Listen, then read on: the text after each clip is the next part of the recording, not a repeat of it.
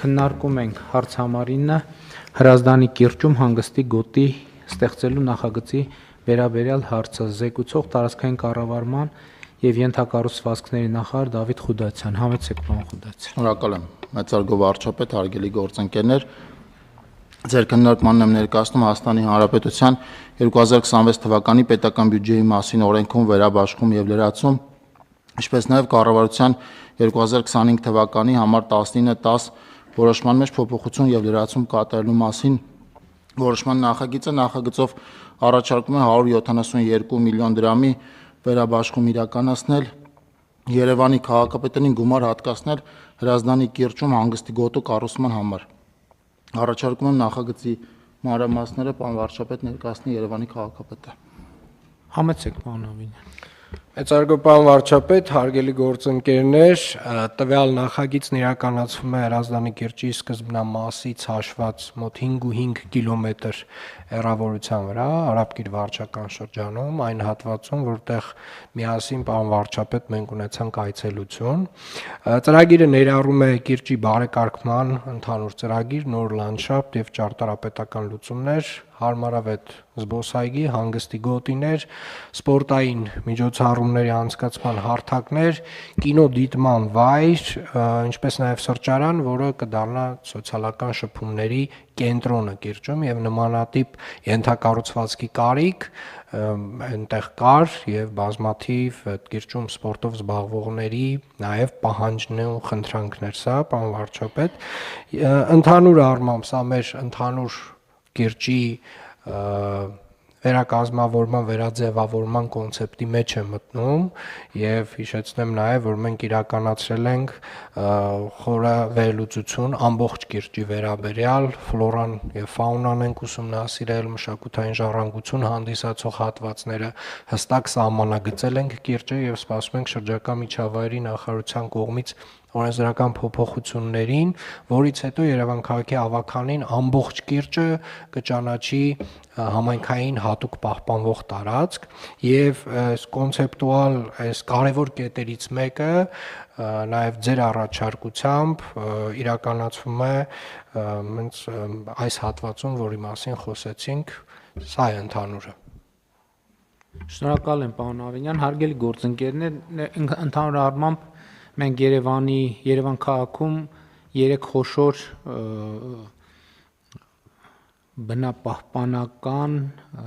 եւ այսպես ասած կյանք ավելի հարմարավետ դարձնելուն ուղղված 3 խոշոր ծրագիր ունենք, դրանցից մեկը Հրազդան գետի կիրճը հատուկ պահպանվող ռեկրեացիոն հանգստի գոտի դարձնելն է, հաջորդը Դալմայի այգիների հետ կապված խոշոր քաղաքային անտառ պուրակ ստեղծելու մասին է եւ հաջորդը Նոր Նորքում նախորդ կառավարության նախորդ նիստերից մեկում մենք խոսեցինք արդեն վերադարձված հողերի վրա Նոր Նորքասցի Նորք Մարաշում, այո, ավելի քան 7 հեկտար տարածքի վրա էլի անտառային քաղաքային անտառ պուրակ ստեղծելու նախագծի մասին է եւ ըստ էության այս հատվածով մենք կարող ենք արձանագրել, որ առնվազն Հրազդանի կիրճի մասով սկսում ենք նախագծի իրականացումը։ Այստեղ կարևոր է նաեւ այն, որ տվյալ հատվածը ինքը արդեն ապրում է որպես այդպիսին։ Այսինքն եւ հատկապես շաբաթ-կիրակի օրերին, նաեւ աշխատանքային օրերին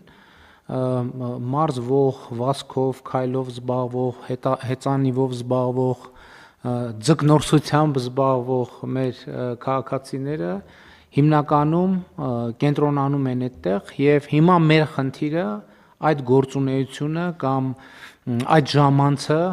ավելի հարմարավետ դարձնելն է, որովհետեւ այստեղ խնդիրը ինչ է։ Ես էլ քանի որ տեղում եղել եմ եւ ուսումնասիրել եմ իրավիճակը, որ խնդիր կա, որ մարդը այդտեղ ավելի երկար ժամանակ անցկացնելու համար ունի որոշակի սահմանափակումներ, որովհետև դե վազքը վազք, սպորտը սպորտ, հեծանիվը հեծանիվ, բայց դա անընդհատ չի, այսինքն լավ, ժամուկես 2 ժամ զբաղվում ես դրանով, մի բաժակ թեյ սուրճ խմելու կամ ուղղակի նստել հանգստանալու անհրաժեշտություն կա,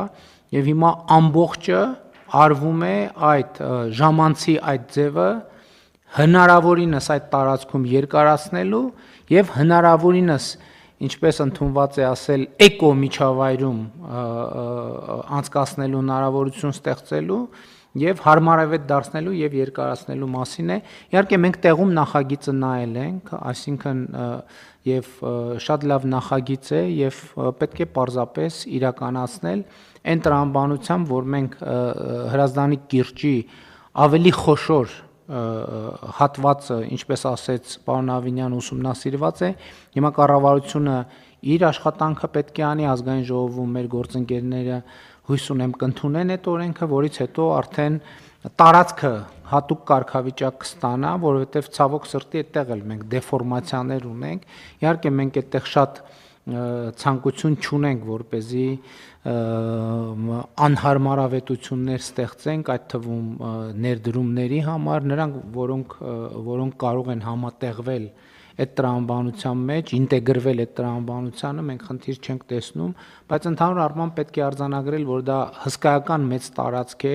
եւ շատ մեծ պոտենցիալ ունի եւ Երևան քաղաքում ընդհանուր առմամբ եւ օդի որակի եւ կյանքի որակի բարելավման առումով շատ մեծ պոտենցիալ ունի եւ մենք այդ նախագիծը պետք է սկսենք իրականացնել եւ այսպիսով սկսում ենք իրականացնել։ Համեցեք։ Պարոն վարչապետ, այո, մենք նույնիսկ